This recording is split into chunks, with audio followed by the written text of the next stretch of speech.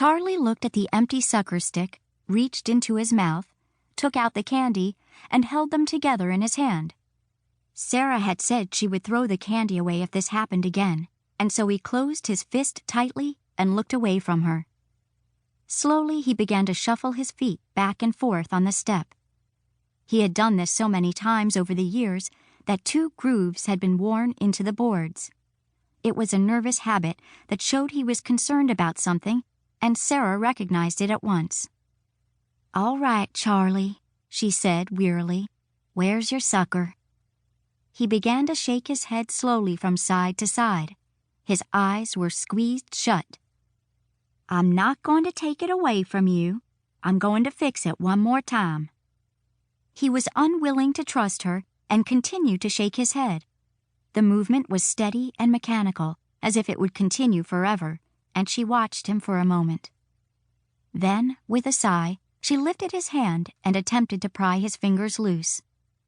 "Honestly, Charlie, you're holding on to this grubby piece of candy like it was a crown jewel or something. Now let go." He opened his eyes and watched while she took the candy from him and put the stick in. The stick was now bent almost double, and she held it out to him carefully. "There." He took the sucker and held it without putting it into his mouth, still troubled by the unsteadiness of the bent stick. Sara looked down at her hands and began to pull at a broken fingernail. There was something similar about them in that moment, the same oval face, round brown eyes, brown hair hanging over the forehead, freckles on the nose. Then Charlie glanced up, and the illusion was broken. Still holding his sucker, he looked across the yard and saw the tent he had made over the clothesline that morning. He had taken an old white blanket out into the yard, hung it over the low clothesline, and then got under it.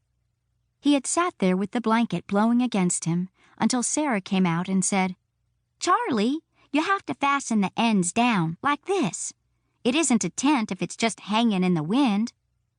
He had thought there was something wrong. He waited beneath the blanket until she came back with some clothespins and hammered them into the hard earth, fastening the edges of the blanket to the ground. "Now that's a tent." The tent had pleased him.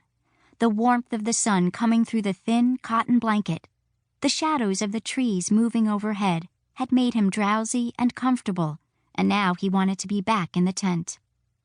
Sara had started talking about the summer again, but he did not listen. He could tell from the tone of her voice that she was not really talking to him at all. He got up slowly and began to walk across the yard toward the tent.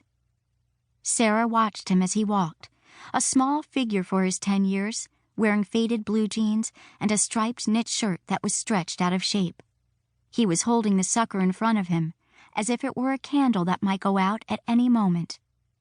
Sara said, "Don't drop that candy in the grass now, or it's really going to be lost."